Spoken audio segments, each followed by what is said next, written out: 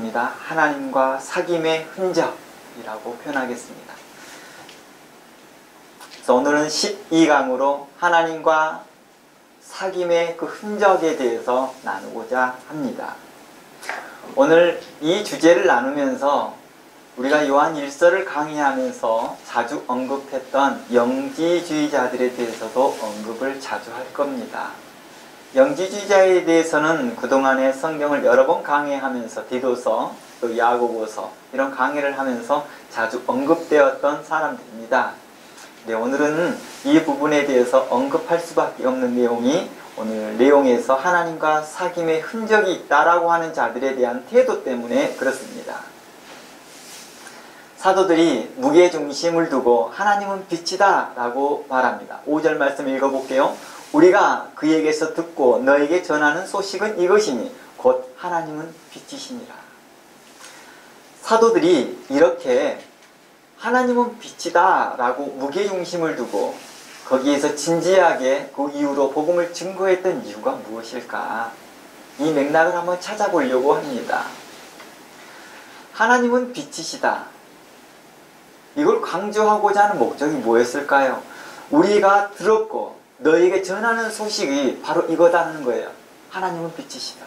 그런데요, 정확하게 보면은요, 사도 요한이 하나님은 빛이시다 라고 증거하기 이전에도 이미 유대인들은 하나님은 빛이시다는 걸 알고 있었습니다. 그런데 그들이 또다시 하나님은 빛이시다 라고 강조했던 이유, 맥락이 무엇일까? 그 이유가 있을 거 아니에요. 앞뒤 맥락이 있다는 것입니다. 그것은 바로 빛이신 하나님과 함께 있다. 빛이신 하나님과 사귐이 있다. 그 흔적, 그 스티그마가 있다 라고 말하면서 빛이신 하나님과 사귐이 있다고 고백하지만 정작 삶은 어두운 가운데 행하고 있다는 것입니다. 정작 그 삶은 여전히 성도의 합당한 태도보다는 여전히 육체 가운데 거하고 있더라는 것입니다. 에베소서의 기준으로 해서 본다면 여전히 세상 풍조를 쫓아가고 있고 세상의 가치관을 따라가고 있고 자신의 생각에 갇혀 살고 있더라는 것입니다. 방종과 제멋대로 행동하여 다른 사람에게 피해를 주면서도 거리낌 없는 양심, 그리고 신앙에 거리낌 없는 그 신앙의 태도를 취하고 있는 성도들을 책망하고자 했던 말씀인 것입니다. 하나님은 빛이시다라는 그 명제가 그 이후에 설명하고자 하는 말들의 그 배경이 바로 성도들을 책망하고자 했던 것입니다. 당신들은 빛에 있다라고 말합니까? 당신들은 빛의 자녀라고 말하고 있습니까? 당신들은 하나님과 사귐이 있다라고 말하고 있습니까? 그런데 그 사귐의 흔적이 보이지 않습니다.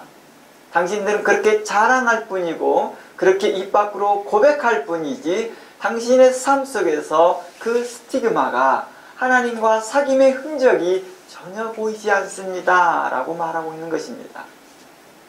이것을 책망하기 위해서 사도 요한은 말하고 있습니다.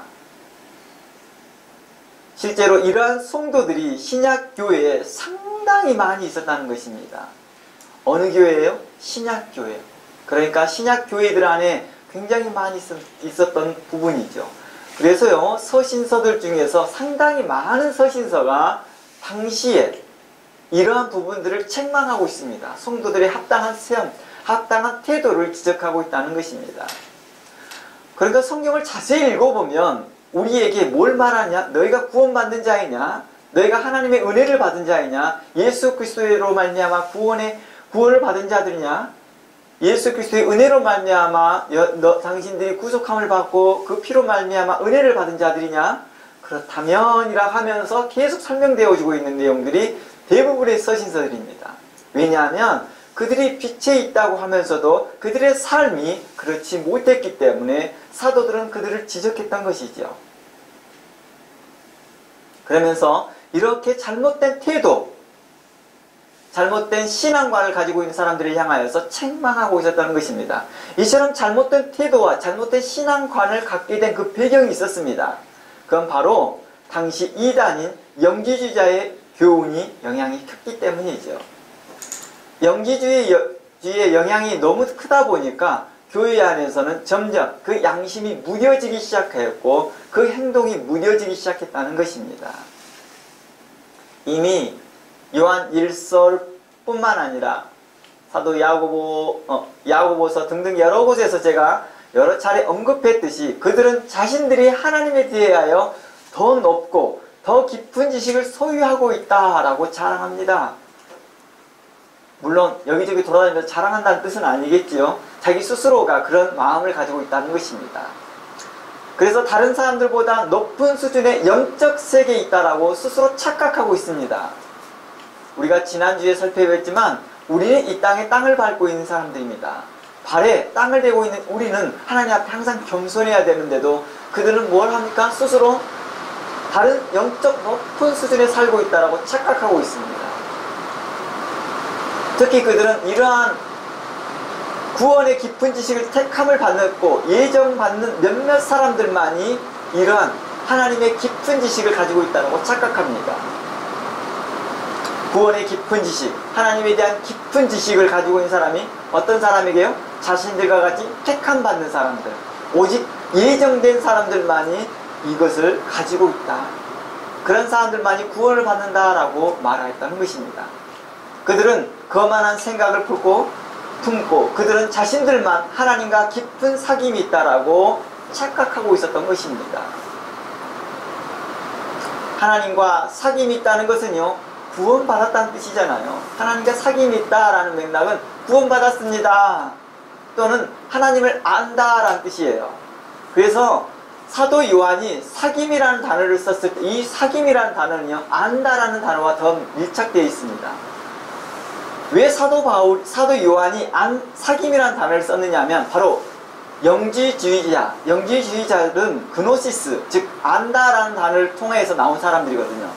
자신들이 하나님을 깊이 안다, 아주 깊은 지식이 있다라고 머물러 있다라고 생각하는 그런 착각하는 자들에게 대하여서 설명하고자, 책망하고자, 책선하고자, 교훈하고자 했던 말씀이기 때문입니다. 그래서 특별히 이 단어를 사귐이라는 단어를 썼습니다. 너희들이 하나님을 안다라고 생각하느니? 그들은 자신들이 선택받고 예정된 사람들만이 깊은 하나님의 지식을 갖고 진정한 구원을 받았다라고 주장하기 시작합니다. 바로 이들을 향하여 책선하고자 한 것이죠. 오늘날에도 이런 잘못된 예정론을 가진 자들이 있습니다. 이런 자들은 영지주의자의 교훈과 비슷하다는 거예요. 자신들과 같이 구원받기로 예정된 사람들만이 구원받는다라고 착각을 하고 있죠. 그러나 성경은 분명코 우리에게 이렇게 말합니다. 하나님이 세상을 이처럼 사랑하사 독생자를 주셨으니 이는 그를 믿는 자마다 멸망치 않고 영생을 얻게 하였다는 것입니다. 하나님이 누구를 사랑했다고요? 세상을, 특정한 세상, 선택된 세상이 아니라 하나님이 만드신 그 세상을 사랑했대요. 그리고 그 세상 가운데에서 사랑을 했으면 이렇게 말해야 되거든요. 만약에 그것이 선택되어지고 그것이 예정되어진 세상이라 한다 하면 뒤에 말이 안 나와야 돼요. 믿는 자마다라는 말이 안 나와야 되겠죠. 그러겠죠. 그런데 요한복음 3장 16절에서는 하나님이 세상을 이처럼 사랑하사 하고 난 다음에 그를 믿는 자마다라고 해놨다는 거예요. 그러니까 그 세상 가운데에서 하나님께서 사랑하였지만은 최종의 선택들은 너희들이 믿어야 된다라고 말하고 있는 것입니다. 그래서 요한복음 3장 16절에는 영접하는 자라고 표현하고 있다는 것입니다. 태초에 말씀이 계시니라.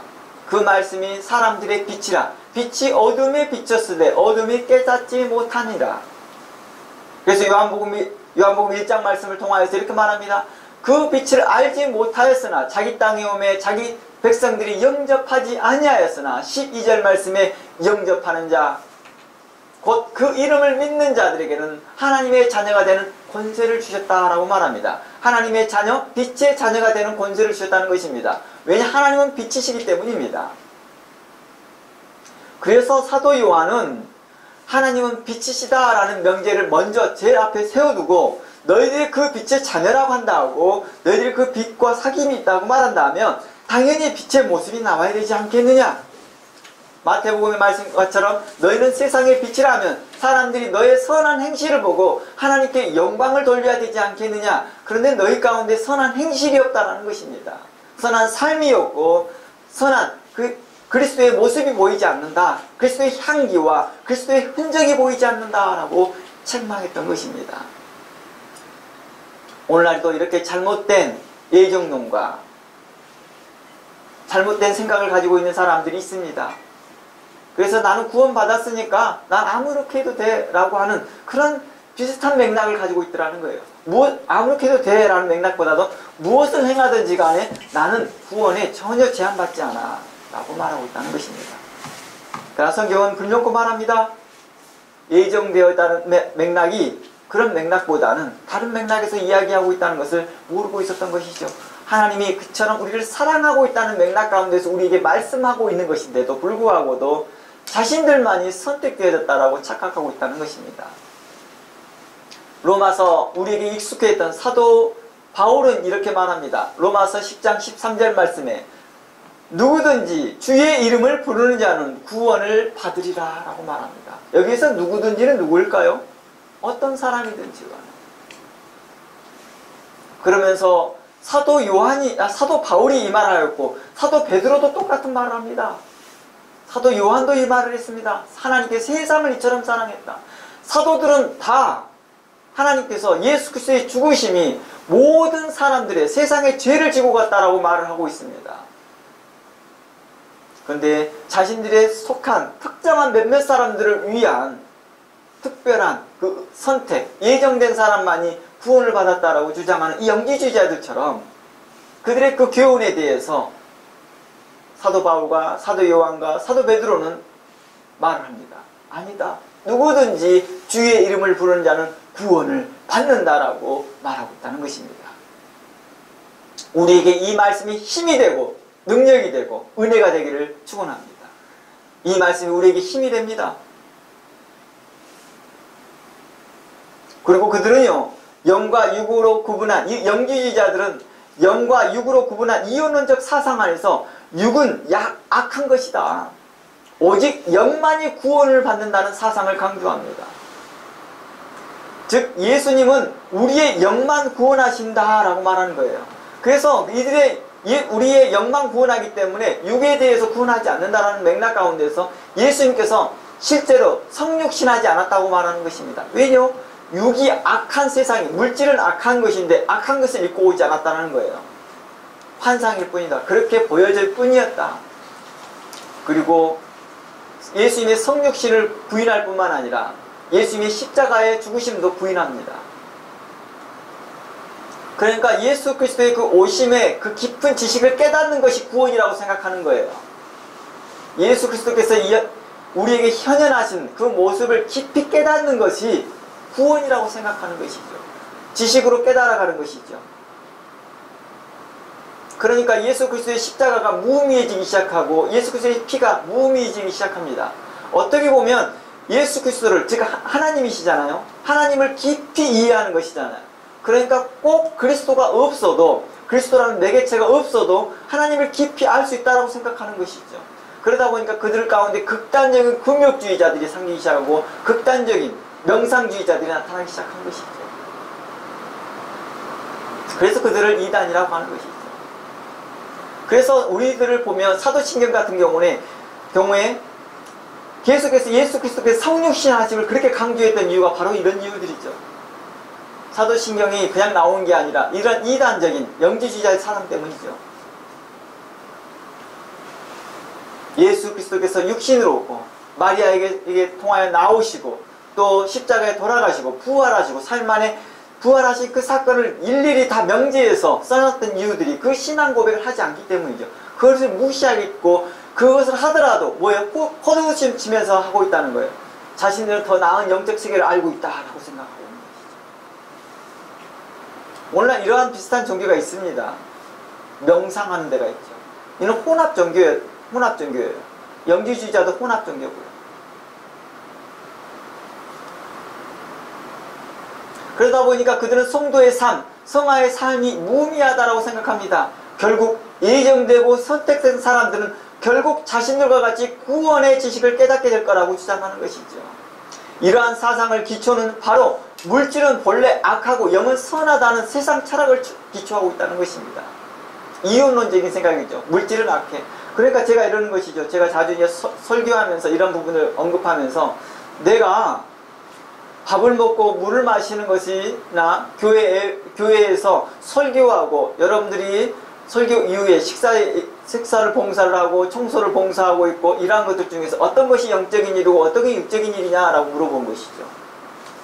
하나님의 관점에서는 말씀을 증거하는 자들이나 식당에서 식사를 봉사하는 사람들이나 청소하는 사람들이나 다 똑같이 영적인 일이라고 말하고 있다는 것입니다. 그래서 우리가 그런 말을 했죠. 사도들이 집사들을 뽑을 때 자신들의 하나님 말씀을 전무하기 위해서 사도들이 집사들을 뽑았는데 그 집사들이 하는 일이 허접한 일이고 육신의 일이냐? 그렇지 않다. 그것도 하나님의 일이라는 것입니다. 사도들이 했던 일이잖아요. 단지 그 일을 봉사에 전념하다 보니까 하나님 말씀을 제대로 가르치지 못하고 그 말씀이 제대로 전달하지 못하다 보니까 악한 자, 사단 마귀가 그 틈새를 파고 들어오니까 사도들은 그 교훈을 통하여 성도들의 바른 삶, 바른 태도, 영적 성장을 위해서 집중하라고 하고자 하는 것이었고 집사들은 성도들을 섬기며 봉사하면서 그들로 하나님을 알아가게끔 을 통하여서 하나님의 도를 깨달아갈 수 있도록 하나님의 사랑을 느낄 수 있도록 해주고자 하는 것이죠. 동일하게 이 모든 일이 하나님의 일이고 성령의 일이고 영적인 일이다라고 말하고 있었던 것입니다. 이혼화되지 않다는 것입니다. 이것은 육적인 일이고 이건 영적인 일이야. 이렇게 이혼화되지 않았다는 것입니다. 이런 생각을 가지고 있는 것이 바로 어떤 생각이라고요? 영지주의적 생각이라는 것입니다.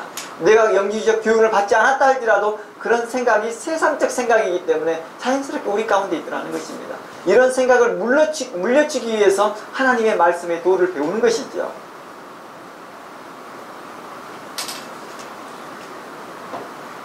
성경은 우리에게 이러한 부분들을 이야기합니다. 성경은 영지주의 교훈에 대하여서 책선하고 책망하면서 그러한 태도를 갖지 말라.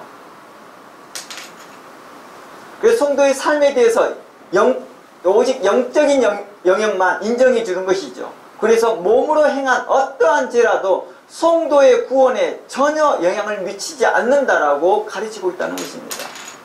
오늘날 예정론을 잘못 이해하고 있고 구원론을 잘못된 구원론을 가지고 있는 사람, 일명 우리가 이렇게 말하죠. 구원파적인 구원론이라고 말하죠. 구원파적인 구원론이 바로 영지주의적 교훈이었거든요. 한번 구원은 영원한 구원이다. 그래서 어떠한 성도가 어떤 잘못을 했더라도 당신의 구원은 흔들리지 않아요 라고 말하고 있는 것이죠. 이게 바로 영지주의 교훈하고 일치하고 있는 것이죠.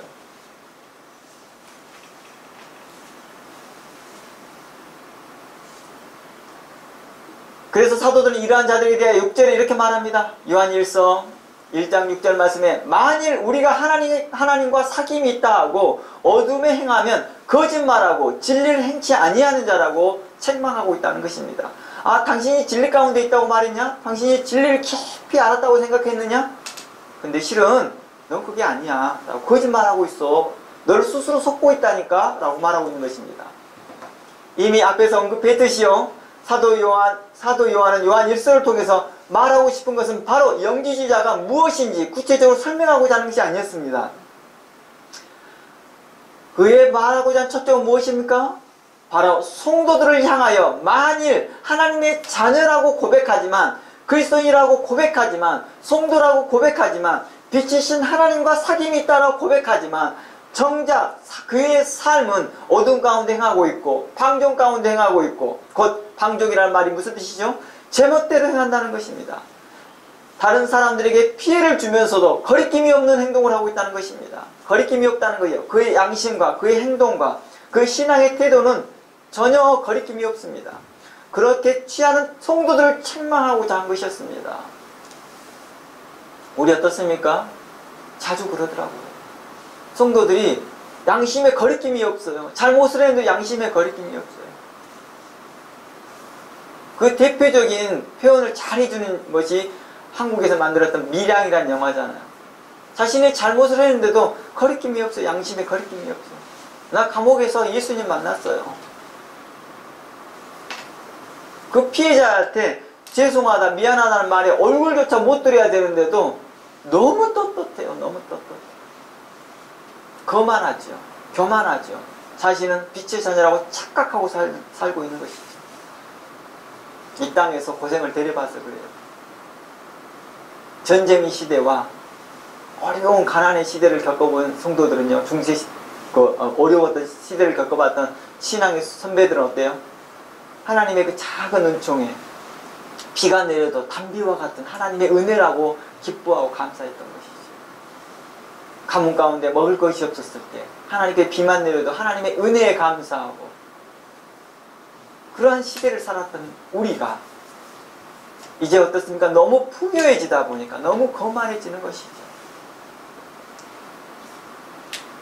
영지주의의 교훈은요, 사람들에게 매우 매력적인 면을 가지고 있었다는 것입니다.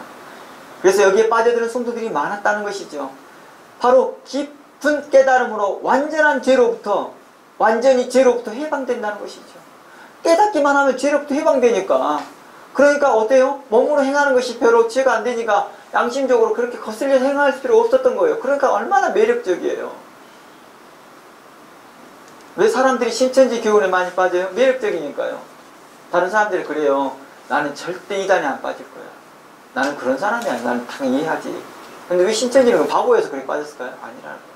그 시스템이 막상 가보면 매우 매력적이라는 거예요. 막상 가보면 못 빠져나오는 것이죠. 그러니까 그거 있는 거겠죠. 영지주의자의 교훈이 당시에는 뭐 저런 걸로 빠질까 했지만 매력적이었다는 거예요.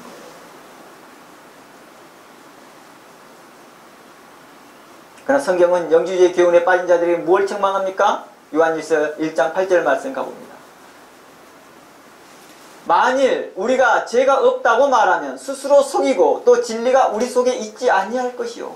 만일 우리가 죄를 자백하면 그는 미쁘시고 의로우사 우리 죄를 사하시며 우리를 모든 불의에서 깨끗하게 하실 것이요. 만일 우리가 범죄하지 아니하였다 하면 하나님을 거짓말하는 자로 만드는 것이니 또한 그의 말씀을 우리 속에 있지 아니하도다. 그의 말씀이 그들 속에 있지 않다라고 말합니다. 실수통은 자신들이 하나님의 말씀을 알았다고 하고 깊은 지식이 있다고 하나 너희들은 진리가 있는 게 아니야. 너희들이 알고 있는 건 진리를 깊이 알고 있는 게 아니라 세상 철학을 깊이 알고 있는 거야. 세상 철학은 당신을 구원하지 못해 라고 말하고 있는 거예요. 요즘 들어와서도 어떤 목회자들은 세상 철학을 가지고 하나님의 말씀을 증거하고 있습니다. 그것을 하나님의 말씀과 교접하여고 합쳐놓고 그것을 말씀이라고 증거하고 있다는 것이죠. 빛과 베리알이 합쳐질 수 없는데도 불구하고도 빛과 어둠을 합쳐서 설명하고 있다는 것입니다. 그 기묘한 빛, 그 기묘한 것들을 나타나기 때문이죠. 휘황찬란한 모습들, 다양한 모습들이 나타나니까 우와, 사람들은 그게 매력에 빠지는 거예요. 세상 철학과 성경을 수합하다 보니 이상한 빛이 나오니까요. 다양한 빛이 나오니까요. 그것이 진리라고 착각하고 찾아가더라는 것입니다. 그것이 자신의 영혼의 문제를 해결해 줄 거라고 생각합니다. 그러나 제가 이러한 사람들의 모습들을 보면 그들의 사람들이 형편없고 그들이 하나님 앞에서 그들이 말하는 말은 입술로만이 말할 뿐이지 그들의 삶 가운데 진리로 행하지 않더라는 것입니다. 오늘날 교회 안에서 여전히 영지주의 사상이 남아있더라는 것입니다. 자신이 예수를 믿고 있으면 자신은 이미 구원받은 자이며 한 번 구원받은 구원은 자신은 결코 구원에서 잃어버리지 않는다라고 생각하는 것입니다. 이들은 심각한 윤리적 도덕적 죄를 짓고도요, 그리고 심지어 교회를 병들게 하는 거짓을 증거하고도 또 교회에서 거짓과 사기를 치고 불순종과 불복종으로 교회를 열악케 하였어도 자신의 구원에는 결코 영향을 미치지 못한다고 생각합니다. 그러므로 그들은 이러한 죄를 짓고도 회개하지도 않습니다. 그들은 신학이 말한 이신칭의를 잘못 이해할 뿐만 아니라 성경을 오해한 자들이죠.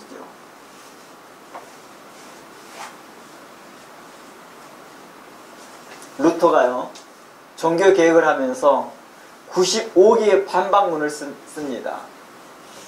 로마 카톨릭에 대하여서 당신들이 이게 잘못되었습니다 라고 하면서 우리의 신앙은 이겁니다 라고 하면서 95개의 반박문을 쓸 때 이신칭이라는 걸 씁니다. 루터가 이신칭이라는 쓰면서 오직 믿음으로 말미암아 구원을 얻습니다 라고 말합니다. 이신칭이가 오직 믿음으로 말미암아 구원을 얻는다는 거예요. 그런데요, 95개의 반박문 중에 자세히 보면은요, 그는 성도가 매일과 같이 회개해야 한다는 강조합니다. 이미 구원받았으니까 죄가 없다는 뜻이 아니라 우리가 회개해야 하는 삶이 필요합니다 라고 말하는 것이죠. 그는 어떻게 됐습니까? 시간이 지나면서 루터가 말하려고 하는 그 이신치기는 퇴색되기 시작합니다.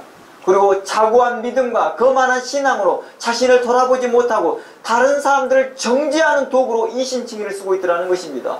믿음으로 구원받는데 너 이신칭의 괜히 믿음으로 구원받지 못한다고 말하네. 행위를 강조하려고 하네. 이렇게 하는 다른 사람을 정죄하는 맥락으로 그 이신칭의를 쓰고 있더라는 것입니다. 회개해야 될 삶을 루터는 분명히 말을 했는데도 그도 회개치 않습니다. 다른 사람을 정죄하는데 그걸 도구로 쓰고 있더라는 것입니다. 그리고 시간이 지나서 칼빈은 우리에게 루터가 했던 말들을 좀 더 확장시켜서 말합니다. 우리가 받은 그 구원이 하나님의 은혜로 믿음으로 말미암아서 받았습니다. 오직 은혜, 오직 믿음이라고 말합니다. 거기에 한 가지 더 추가합니다. 뭡니까? 바로 성도의 성화의 삶을 요구하기 시작합니다. 우리 회개만 되어질 문제가 아니다. 회개만 하고 되어 끝날 문제가 아니라 이제 성도로서 성숙해야 되지 않겠냐. 매일같이 똑같은 죄를 범하면서 회개만 하면 끝이냐. 아니다. 성화해야 된다. 성숙해야 된다. 성장해야 된다라고 말합니다. 그러나 어떻게 합니까? 시간이 지나면서 차츰 사람들은 오직 은혜, 오직 믿음만 강조하면서 성도의 삶, 성화의 삶을 버려버리기 시작합니다. 그리고 어떤 사람들이 심각하게 애곡하여서 율법주의와 성도의 삶, 즉 성화의 삶을 혼돈하여 설명하기 시작합니다. 성도의 삶을 율법주의라고 착각하고 살고 있더라는 거예요. 이것은 갈라디아서와 로마서를 오해하고 있는 거죠. 야고보서를 오해하고 있는 것이고요. 사복음서를 기초적으로 오해하고 있는 내용입니다. 사도들은 우리에게 성도에 합당한 삶을 매번 강조하였습니다. 앞전에도 말했지만 바로 영지주의자의 삶 때문에, 영지주의자의 그 교훈 때문에 라도 사도들은 계속해서 성도에 합당한 삶이 필요합니다 라고 요구했다는 것입니다. 당신들이 빛의 자녀라고 생각합니까? 당신이 빛의 자녀라고 믿습니까? 그렇다면 빛의 자녀로서 삶이 나타나십시오. 마태복음에서 예수님께서 하셨던 말씀과 같습니다. 너희는 세상의 빛이라. 그 빛을 많은 사람들 앞에서 비치게 하여 너의 착한 행실을 보고 하나님께 영광을 돌리게 하겠다는 것입니다. 교회에서 집사들이 초대교회에서 집사들이 섬기고 봉사하면서 그 착한 행실을 보고 섬김을 보면서 사람들이 하나님께 영광을 돌렸다는 것입니다. 가부를 구제하고 가난한 자를 구제하고 고아를 구제하고 사도들의 명과 가르침을 따라서 그들이 최선을 다하여 섬겼을 때 하나님의 영광이, 하나님의 이름이 더 드러났다는 거예요. 그러니까 사람들이 더 교회 안에 모이기 시작하였고 그 모인 사람들을 향하여 사도들은 그들에게 열심히 주의 말씀으로 양육하고 가르치고 그들을 성숙시키게 했다는 것입니다. 하나님의 빛의 자녀로서 삶을 살게 했다는 것입니다. 그러나 그들이 한 번 구원받았으니까 이제는 나는 어떻게 살아도 괜찮아 라고 하는 그 방종의 삶, 방종의 그 신앙생활을 배우게 되어지고 그 영지주의자의 교훈을 받고 있는 사람을 향하여서 사도들은 한탄해하면서 말합니다. 그게 아니라 하나님께서 우리에게 합당한 성도의 삶을 요구하였다라고 말하고 있었던 것입니다.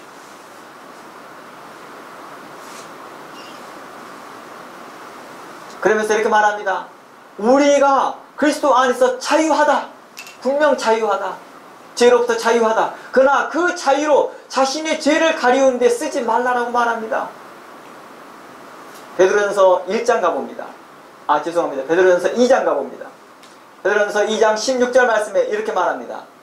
너희는 자유가 있으나 그 자유로 악을 가리우는 데 쓰지 말고 하나님의 종과 같이 하라. 무엇 사람을 공경하며 형제를 사랑하며 하나님을 두려워하며 왕을 존대하라라고 말합니다. 너희가 자유하냐? 영지주의자들은 그랬거든요.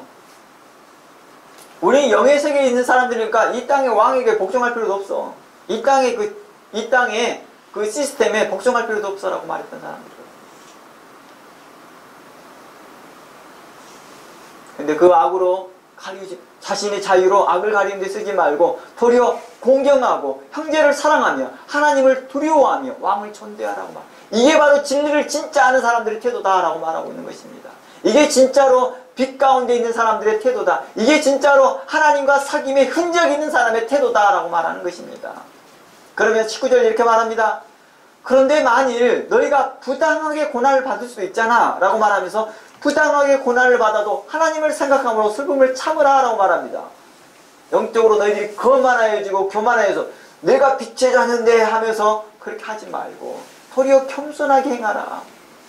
행여 너희가 부당하게 고난을 받는다 할지라도 하나님을 생각함으로 슬픔을 참으라. 그것이 아름답다 라고 말합니다. 그러면서 20절 이렇게 말합니다. 죄가 있어 매를 맞고 참으면 무슨 칭찬이 있겠느냐 라고 말합니다. 여기서 죄가 있어 매를 맞는 사람 누구예요? 영지주의자 같은 그 교훈을 받는 사람들이죠. 무도덕하고 무윤리적이고 무질서하게 행동하여서 그 사회 질서의 규범을 깨뜨리니까 그 세상의 정권을 가지고 있는 사람들이 세상의 법을 따라서 그들을 심판하고 정죄할 때 그들이 말하는 거예요. 아, 우리가 하나님의 이름을 알아서 하나님의 빛 가운데 있으면서 우리가 이런 고난을 받는다라고 하는 거예요. 이렇게 착각하지 마. 너희들 이렇게 말하고 있는 거예요. 하나님은 너희를 그렇게 고난받는 거 하나도 카운팅하지 않아. 이렇게 말하고 있는 것이죠. 도리어 그에 대해서 하나님께서 뭐라고 얘기했니? 너희의 악함을 보고 올 것이다. 그러나 선을 행함으로 고난을 받고 참으면 이는 하나님 앞에서 아름답다라고 말하는 것입니다. 갈라디아서 5장 말씀 가봅니다. 갈라디아서 5장 13절 말씀에 이렇게 말합니다. 형제들아 너희가 자유를 위하여 부르심을 입었으나 그러나 그 자유로 육체의 기회를 삼지 말고 오직 사랑으로 서로 종노하라. 육체의 기회를 삼지 말라는 게 뭐예요? 육체로 방종하고 살더라는 것입니다. 고린도 교회가 문란했거든요. 성적으로도 문란했거든요. 바로 뭐 때문에 그래요? 이 영주의자의 교훈 때문에 그랬어요. 육체로 행한 모든 죄가 아닌 거예요. 십계명에서 말했던 그 범죄들을 마음껏 행하고 있다는 거예요. 마음껏 행하고 있습니다. 부모를 공경하지 않습니다. 정명석과 그러한 사람들의 그 태도들이 당시에도 일어났다는 거예요. 이러한 태도들이 일어나는 거예요. 성적으로 문란한 태도들이 일어나면서 우리는 떳떳해, 우리는 빛의 자녀야, 우리는 하나님의 깊은 지식을 알고 있어. 그걸 추종하고 있고 그런 추종하는 사람들을 따르고 있는 사람들 때문에 자신들은 양심의 가책이 하나도 없는 거예요. 그런 사람들에 대하여서 그 말합니다. 육체의 기회를 삼지 말라. 14절 온 율법은 내 이웃 사랑하기를 내 자신과 같이 하라 하신 말씀에 이루어졌느니라 라고 말합니다. 고린도서 10장 23절 말합니다. 고린도서 10장 23절 모든 것이 가하나 모든 것이 유익한 것은 아니다. 모든 것이 가하다는 것은 우리가 그리스도 안에서 자유롭다. 그러나 모든 것이 가하다. 이게 지금 먹는 문제를 가지고 이야기하고 있거든요. 아니 우상에서 절하고 우상 숭배하고 난 다음에 물건이 시장에 팔리고 있습니다. 근데 그 시장에 팔린 물건이 어떤 것이 우상이고 어떤 것이 우상에 절한 물건이고 아닌지를 모릅니다. 라고 하고 있을 때 사도 바울은 우리는 어떤 걸 먹어도 괜찮아 이렇게 말하고 있습니다. 그거 구분 안 해도 돼? 다 먹어도 괜찮아 라고 말합니다. 그러나 모든 것이 유익하지 않아. 모든 것이 유익하지 않다라고 하는 것은 뭘 말하고자 하는 거예요? 다른 성도들에게 유익하지 않다라는 맥락이죠. 그러니까 이것을 너희가 먹을 때나 뭐 할 때 덕을 세우는 데 힘써라. 자기 신의 유익을 이해하지 말고 다른 사람의 유익을 구하라 라고 말합니다. 다른 사람의 신앙, 다른 사람의 양심, 다른 사람들의 가지고 있는 그 시선들을 생각해 보라는 것입니다. 다른 사람들이 어떻게 바라보겠니? 너는 떳떳하다고 하지만 다른 사람들은 어떻게 보겠니? 그래서 우리나라 말도 그랬잖아요. 감나무 밭에서 삿갓 고쳐 쓰지 말라. 오이밭에서 신발끈 고쳐 매이지 말라.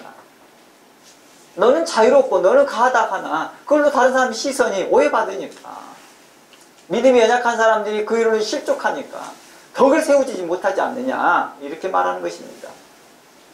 자유 하나 그 자유를 가지고 마음껏 행동하지 말고 절제하고 다른 사람들 향해서 배려하는 마음을 가지라고 말합니다. 그리스도께서는 죄가 없으시고 자유하시나 우리를 위하여 십자가에서 죽으시고 복종까지 하였다는 것입니다. 이게 베드로전서 2장 말씀입니다. 심지어 공생의 기간 동안에도 욕을 당하시되 맞대어 욕하지 아니하시고 고난을 당하시되 위협하지 아니하시고 오직 공의로 심판하신 이에게 부탁하셨다라고 베드로전서 2장 23절을 말씀하고 있습니다. 이와 같이 그리스도인들을 향하여 말합니다. 그리스도를 본받는 자로서 마땅히 자신의 자유를 성도의 덕을 세우는데 힘쓰라고 말합니다. 자신의 자유를 가지고 그리스도 안에 있는 자유를 가지고 성도의 덕을 세우는데 힘쓰라. 이웃에게 은혜를 끼치는 자가 되기를 힘쓰라고 말합니다. 그러할 때 하나님의 말씀이 빛날 것이며 그리스도의 도가 더욱 선명하게 그들에게 비춰질 것이다 라고 말하고 있는 것입니다.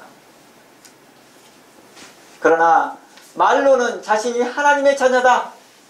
말로는 하나님과 사귐이 있는 자다. 말로는 나는 하나님과 친하다. 이제 자주 이런 말 쓰죠. 하나님과 나 친하다. 이런 말 자주 쓰잖아요. 이게 누구에게 향하여서 말했어요? 1만 달란트 탕감받는 자.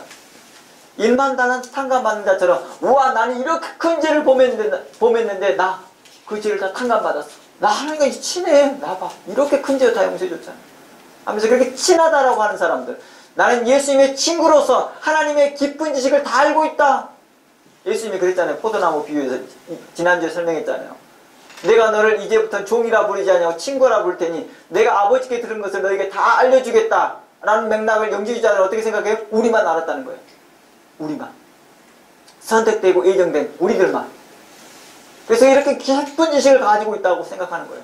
나는 예수님과 친구야. 우리는 하나님의 깊은 지식을 가지고 있어 라고 자랑하는 자들. 그리고 나는 빛의 자녀이며 자녀라고 말을 하는 그런 사람들을 향하여서 그 말합니다. 자신의 자유를 마음껏 누리고 자신의 유익만을 위해 산다면 과연 이러한 사람들을 하나님이 과연 기뻐하시겠느냐 라고 반문하고 있는 것입니다. 성경은. 그리고 심지어 영지주의자들처럼 그들의 삶은 무질서하고 윤리와 도덕이 타락되어 있고 성도의 삶을 그들을 통해 찾아볼 수가 없다면 어떻게 하나님의 도가 빛날 수가 있겠으며 어떻게 하나님이 그들을 기뻐하시겠느냐는 것입니다. 그들은 말로만 사랑한다 하면서도 사랑한다고 말하면서 실제로는 그들의 삶을 문란하더라는 것입니다. 비윤리적이고 비도덕적이고 비상식적이라는 것입니다. 그런 것들이 만연하고 있더라는 것입니다. 상식이 없어요. 상식이. 비상식적이죠. 항상 자신에 합리하죠. 그러니까 죄가 많은 사람들은요 항상 뭐가 많아요? 핑계가 많아요. 변명거리가 많고 무엇이 어쨌으니까 무엇이 저랬으니까 라고 항상 자기를 변호하더라는 거예요. 자신을 변호하는데 익숙하고 발달되어 있는 사람일수록 뭐예요? 자신이 빛 가운데 거하지 못하고 있는 거예요. 그들은 말로만 사랑한다고 하면서 말로만 그리스도인이다. 나는 말로만 하나님을 위해 열심을 낸다라고 말하지만 실질적으로 그의 삶은 하나님 앞에서 과장되어 보이더라는 것입니다. 자신은 마치 자유로운 영혼이라고 말하면서 주변의 형제와 이웃과 심지어 가족들을 전혀 배려하지 않습니다. 그러니까 사도 바울이 이런 말을 해요. 이런 영지주의 가치관을 가지고 있는 사람들 가족도 배려하지 않기 때문에 뭐라고요? 너희 형제를 돌아보지 않은 자는 뭐 하는 자보다 믿지 않은 자보다 더 악한 자들이다. 이렇게 말하고 있는 거예요. 어때요? 신천지의 모습 가운데 이런 모습들이 너무 많이 나타나지 않았나요?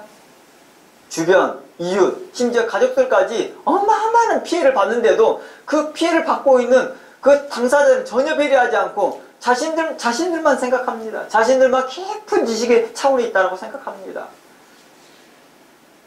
자신들만이 특별한 지식을 가지고 있다라고. 그들 또한 영지주의적 교훈을 가지고 있으니까 그렇죠. 영지주의 교훈이 단순한 지식이 아니라 그 삶을 이야기하고 있는 거예요. 삶 자체가 옳지 못하다는 거죠. 삶이 전혀 나타나지 않거든요.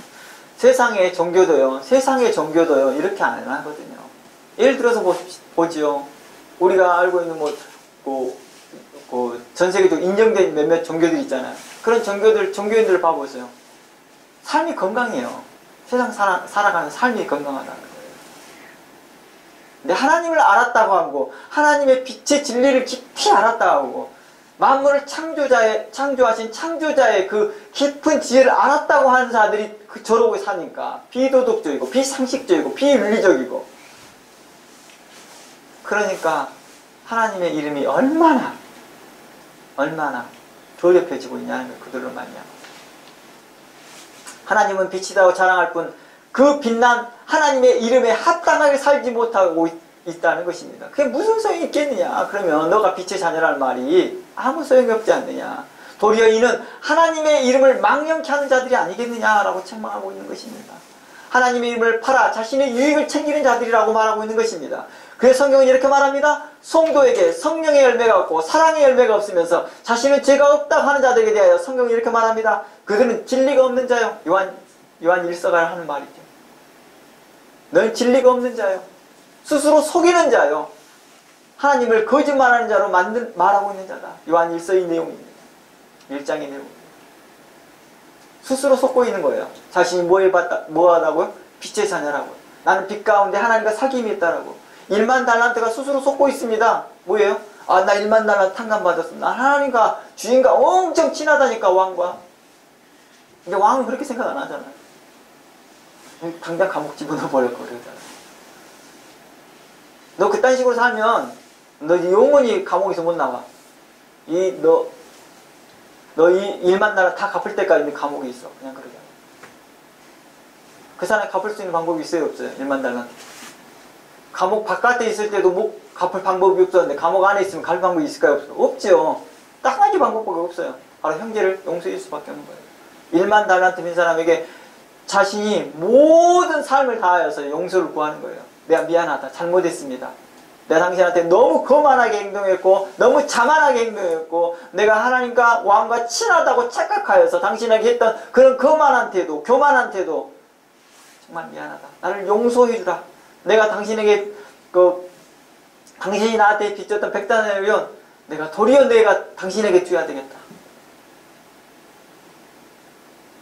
내가 이 감옥을 못 나가는 한이 있더라도 내가 당신에게 대하여서 그런 것들에 대해서 미안하다 하는 마음들을 진심으로 보였을 때 혹 하나님이 용서해 주지 않을까요? 하나님은 우리에게 계속 그걸 요구하고 있거든요. 우리에게 그런 삶을 요구하고 있다는 거예요. 성경 전반에서요. 근데 스스로 속고 있습니다. 나는 영적 자녀라고, 나는 하나님의 자녀라고, 나는 빛의 자녀라고 착각하고 있더라는 거예요. 스스로 착각하고 있는 자들에게 말하고 있는 것입니다. 그리고 이런 사람들이 나는 하나님의 빛이다라고 하면서 밖에 나가서 형제를 사랑하지 않냐고 비윤리적이고 비도덕적이고 비상식적인 태도를 취하고 있는 자들을 향하여서 사람들로 뭘로 만든다고요? 하나님은 거짓말장이구나, 하나님은 말뿐이구나, 이렇게 사람들로 듣게 하게 되라는 거예요. 그래서 하나님을 거짓말하는 자로 말하는 자와 같다. 삶하고 그들의 말하는 것과 너무 다르니까요. 우리 하나님을 욕되게 하는 거고 하나님을 거짓말하는 자로 만들더라는 것입니다. 우리 그런 거 있죠.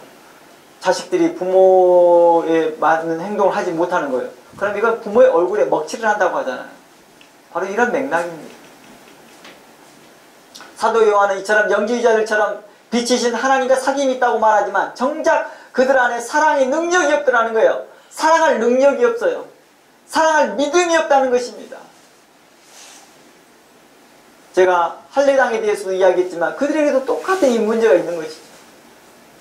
그들에게는 사랑의 능력이 없습니다. 할례를 안 받은 사람과 거부합니다. 사람을 외모로 취합니다. 성령의 열매의 삶이었고 성도의 경건한 생활이 없는 그를 향하여 거짓말하는 자요 거짓 선지자라까지 말합니다. 그들은 거짓 선지자들이다. 그들은 심지어 이렇게까지 말합니다. 사도 요한은요. 그들은 적그리스도다라고 말합니다. 그리고 미혹의 영이다라고 그들을 정확히 꼬집어서 뭐합니까? 책망하고 있다는 것입니다. 적그리스도라고 해서 뭐 특별하게 어떤 타이틀을 받고 있는 사람이 적그리스도냐? 아니더라는 거예요. 내가 그렇게 살아가고 있어도 그렇더라고. 봐보세요. 똑같은 맥락이잖아요. 우리 어떤 누구라도 마태복음에서는 이렇게 말하면 너는 세상의 빛이야 라고 말하잖아요. 너는 세상의 빛이다 라고 말하잖아요. 그렇죠? 이 말을 뒤집어서 보면 너희는 세상의 적그리스도다 이렇게 말하고 있는 거예요. 반대로 살고 있는 사람들 향해서. 영주의적인 삶을 살아가고 있는 사람. 반대로 뒤집어 보면 너희는 하나님 앞에서 어떤 사람들이다? 미혹하는 영과 같다. 너는 하나님을 거짓말하는 사람으로 너희는 지금 현재 말하고 있는 사람들과 같다. 이렇게 말하고 있는 것입니다. 너희는 거짓 선지자야. 성경은 그렇게 말하냐. 성도들에게 너희는 다 선지자의 백성들이다 이렇게 말하냐. 그러니까 한마디로 다 선지자들이라고 말하잖아요. 그런데 뭐라고 말합니까? 너희는 거짓 선지자야. 이렇게 말하고 있는 것이죠. 뭐 독특하게 자신이 어느 단체를 이끌고 리드해야지만이 그가 적그리스도고 선지자고 그런 게 아니라 다 그러고 말하는 거예요. 우리 그러잖아요. 다 우리 모두가 일반적으로 그러잖아요. 우리는 다 그리스도의 종이다. 그리스도의 제자다. 이렇게 말하잖아요. 우리는 그리스도인이라고 말하잖아요. 그 맥락에서 그대로 적용해 보라는 거예요. 정명석과 이만희야 몇몇 사람들만 그들만이 적그리스도다 이렇게 생각하는 게 아니라 그를 따르는 모든 그런 교훈에 따라가고 있는 모든 그들을 향하여 적그리스도다. 미혹의 영이다. 거짓 선지자들이다. 거짓말하는 자들이다. 이렇게 말하고 있는 것이죠.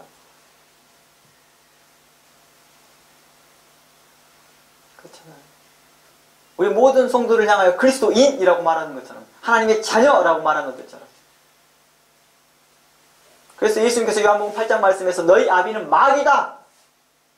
너희는 마귀의 행사를 행한다 라고 말하고 있잖아요. 마귀의 자녀들이라는 뜻이죠. 뭐가 없어요? 그 안에 진리가 없기 때문에 진리대로 행할 수가 없는 거예요.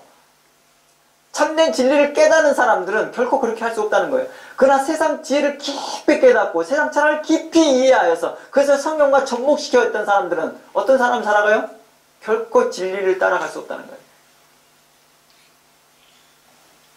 흉내만 낼 뿐이죠. 흉내만. 그래서 제가 보면서 그런 걸 많이 느낀다는 거예요. 세상 철학과 성경을 조합해서 가르치는 사람들 보면 정말 흉내만 내더라고요. 흉내만, 삶이 흉내만 내. 경건의 능력은 떨어지고요. 하나님과 사귐의 흔적은 깊은 차원의 영성과 삶에 있다라고 성경은 이야기하고 있습니다. 하나님과 당신과 깊은 사귐이 있습니까? 그 흔적이 있습니까? 그것은 당신에게 영성과 삶으로 나타납니다. 곧 우리 주 예수 그리스도를 본받는 자가 되는 것이죠. 우리 주 예수 그리스도께서 우리를 사랑하신 것 같이 우리도 서로 사랑한 가운데 행하는 것입니다. 이게 바로 영성입니다.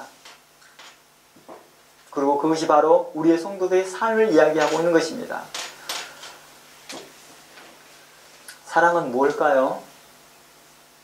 사랑은 서로 사랑한다는 말보다 더 힘이 센 게 있습니다. 그렇죠? 사랑한다는 말보다 더 힘이 센 것은요, 서로를 진심으로 배려하는 것입니다. 그리고 진심으로 인정해 주는 것입니다. 상대방을요. 남을 나보다 낮게 여겨주는 것이죠. 배려해 주는 것이죠. 당신이 있어서 제가 있습니다. 나만 하나님의 영적인 그 높은 차원에 있는 게 아니라 당신이 있어서 제가 있습니다. 부모님 때문에 이 자리에 있습니다. 자녀들 때문에 저희 부모가 이런 대우를 받네요. 이런 인정해 주는 것이죠. 이게 사랑합니다 라는 말보다 더 힘이 세더라는 거예요. 오늘날이 그렇다는 거예요. 오늘날이. 오늘날에 말로만 사랑합니다 사랑합니다 라고 하고 말로만 존중합니다 존중합니다 하니까 이제 실제적으로 그런 삶이 보여지라는 거예요. 성도들이 주 안에서 저의 찬양과 기도와 말씀에 화답해 주니 제가 더욱 힘이 납니다. 목회자들이 이런 고백을 하는 것이죠. 주 안에서 서로 인정해주고 서로 존중해주고 서로를 배려해주고 주 안에서 서로에게 이해를 갖춰주는 것이 서로 사랑이라고 말하는 것입니다. 서로 이해를 갖춰주고 서로 배려해주고 서로 존중해주고 서로 인정해주고 이러한 것들을 사랑이라고 말하는 것입니다. 그래서 고린도전서 13장 4절 말씀에 사랑은 오래 참고 사랑은 온유하며 시기하지 아니하며 사랑은 자랑하지 아니하며 교만하지 않는 것이다 라고 말합니다. 그러면 5절 말씀에 사랑은 무례히 행치 아니하며 자기의 유익을 굳지 아니하며 성내지 아니하며 악한 것을 생각하지 아니하며 불의를 기뻐하지 아니하며 진리와 함께 기뻐하는 것이다 라고 말합니다. 제가 언급했던 이 모든 것들이 고린도서 13장 안에 다 들어있는 것들입니다. 서로 배려해주고 서로 존중해주는 것입니다. 서로 예를 갖춰주는 것입니다. 그리고 진리와 함께 기뻐하는 것입니다. 불의를 기뻐하지 아니하며 진리와 함께 기뻐하는 것입니다. 불의를 기뻐하지 않는 것은 뭘까요? 죄에 대하여 민감한 겁니다. 그것을 품어주고 안아주고 그런 게 아니라 예민한 것이죠. 영지주의자의 그런 태도들, 무도덕하고 무질서하고 이러한 것들에 대해서 미워하는 마음을 갖는 것이죠. 내가 나한테 미워하는 마음이 생겼네. 이거 하나님 싫어하시나? 이런 것이 아니라는 거예요. 이게 정상이라는 거예요. 진리를 기뻐하기 때문에 그렇다는 거예요.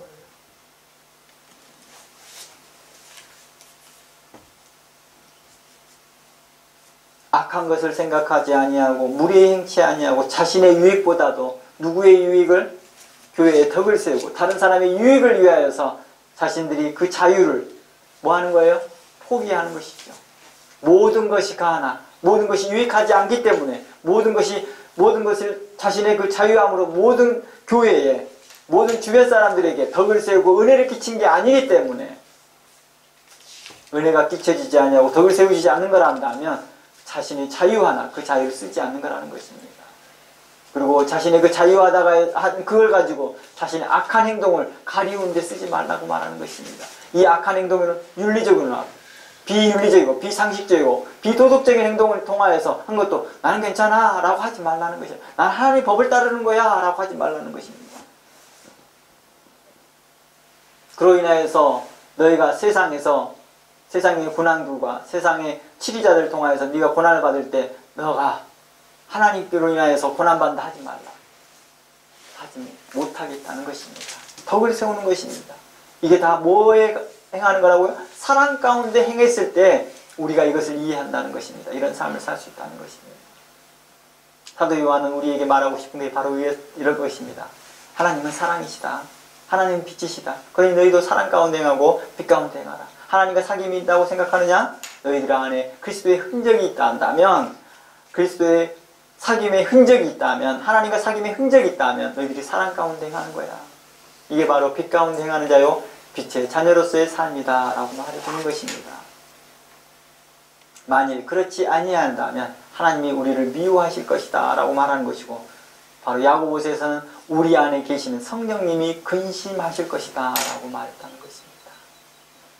그러니 우리가 하나님의 거룩한 자로서 성도로서 합당히 살아가는데 힘쓰면서 우리의 삶이 더욱더 건강해지고 건강한 상식 가운데 신앙의 상식 가운데에서 성경적 가치관을 따라서 힘써 그리스도를 증거하며 하나님의 도가 더욱더 빛날 수 있도록 여러분의 거룩한 섬김이 여러분의 거룩한 헌신이 여러분들 앞에 있기를 여러분들 안에서 나타나기를 주의 이름으로 축원합니다. 다 함께 기도합니다. 하나님 감사합니다. 지금까지 우리를 살피시고 도우시고 인도하신 하나님께 감사합니다. 하나님 우리에게